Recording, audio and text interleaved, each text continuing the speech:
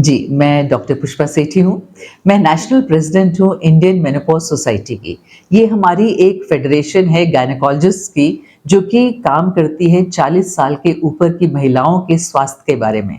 आपने देखा होगा कि जब महीना आना बंद हो जाता है, उसके बाद महिलाएँ नॉर्मली ये सोचती हैं कि बस अब तो बच्चे बड़े हो गए, अब या हम दादी-दादा बन गए, अब तो हमें हमारी ज़िंदगी में कुछ रखा नहीं है।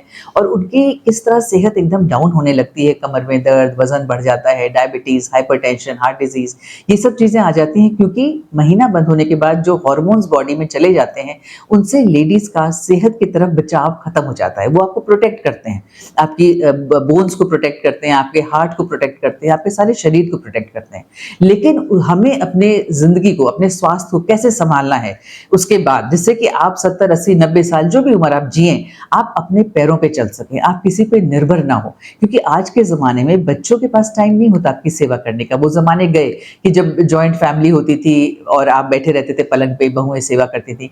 आज की डेट में आपको खुद अपना ध्यान रखना है।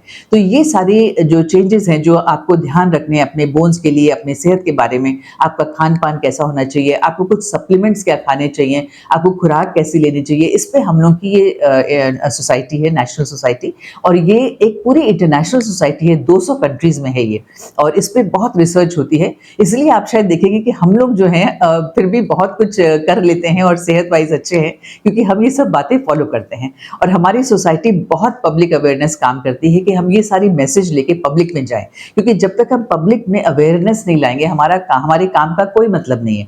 तो हमारी सोसाइटी करती है, और मैं as a president all over India ये काम सँभाल रही हूँ आजकल, और मैं चाहूँगी कि हमारी महिलाएँ सब अपने आजीवन स्वस्थ रहें, और मैं जहाँ तक हो सकेगा सब तक पहुँच के ये मैसेज देना चाहूँगी। मैडम, अगर आपसे कोई कॉन्टैक्ट करना चाहे इसी के बेस पे, तो क्या कैसे कॉन्टैक्ट करेगा आपसे? जी, मेरा नंबर है, फ़ोन नंबर मैं दे देती हूँ, और उस पे मुझे कभी भी कॉल कर सकते हैं, कभी भी व्हाट्सएप मैसेज कर देते हैं, क्योंकि ये तो हमारा बहुत सौभाग्य है कि हम अपनी जितनी महिलाएँ बहनों को पहुँच सकें, उन तक हमारा मैसेज जा सके, तो ये तो हमारा बहुत ही सौभाग्य होगा।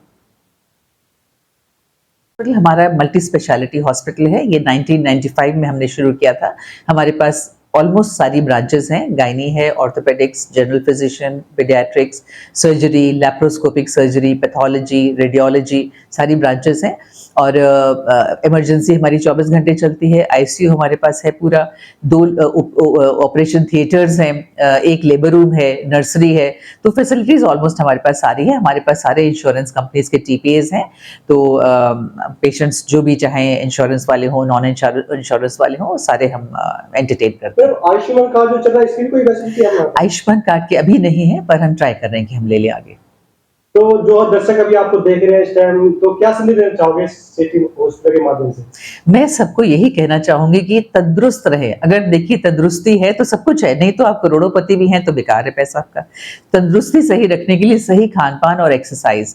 आप एक्सरसाइज़ ज़रूर करें, बच्चों को भी एनकरेज करें। हमारे ज़माने में शाम को कहते थे जाओ खेलो जाके 2 घंटे, तो हम दौड़ते-भागते रहते थे। अभी क्या है कि वो 1-2 घंटे अगर टाइम होता भी है तो, पहली बात तो टाइम ही नहीं होता, तो वो उसको लैपटॉप पे, गेम्स पे या टीवी देखने में खराब करते हैं, तो पूरा टाइम बैठे रहते हैं। बच्चों में कोई एक्सरसाइज़ नहीं है।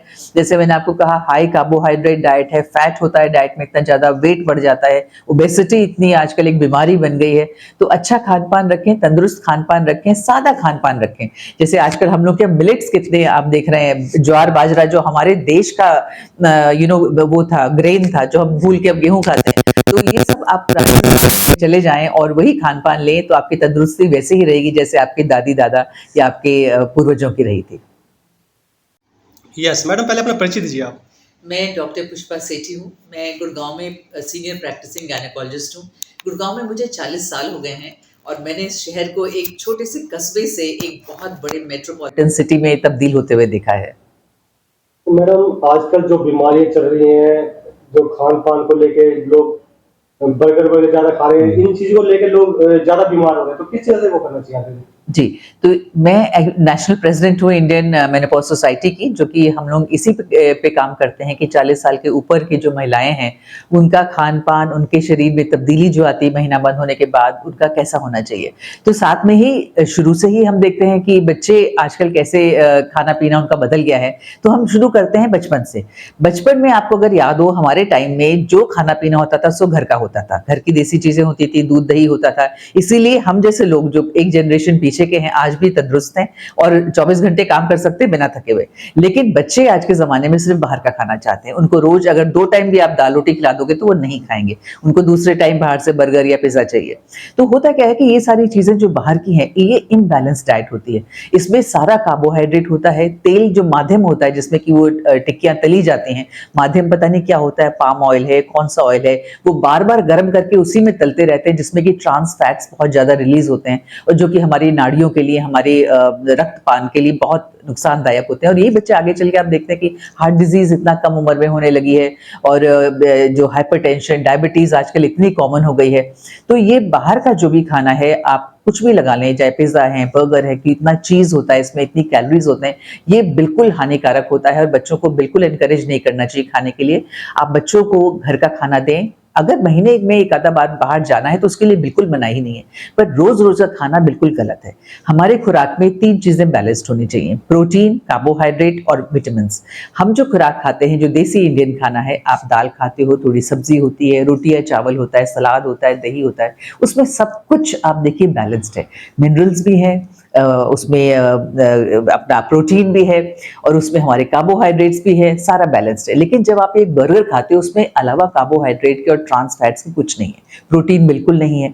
इसलिए जो हाई कार्बोहाइड्रेट डाइट हमारे बच्चे शुरू से खाते हैं, उससे ये सारी बीमारियां आगे चल के होती हैं। जो एक पीसीओ बीमारी है, जो लड़कियों में जिसमें महीना लेट आता है, प्रेगनेंसी ठहरने में दिक्कत होती है, या अर्ली डायबिटीज है, या बाद में हाइपरटेंशन है, हार्ट डिजीज है, ये सब इसकी जड़ जो है इस शुरुआत से ही पड़ जाती है। तो ये हमें ध्यान देना है कि बच्चों को घर का खाना इनकरेज करें, कभी उनका मन रखने के लिए बाहर जा सकते हैं, पर बहुत ज्यादा नहीं।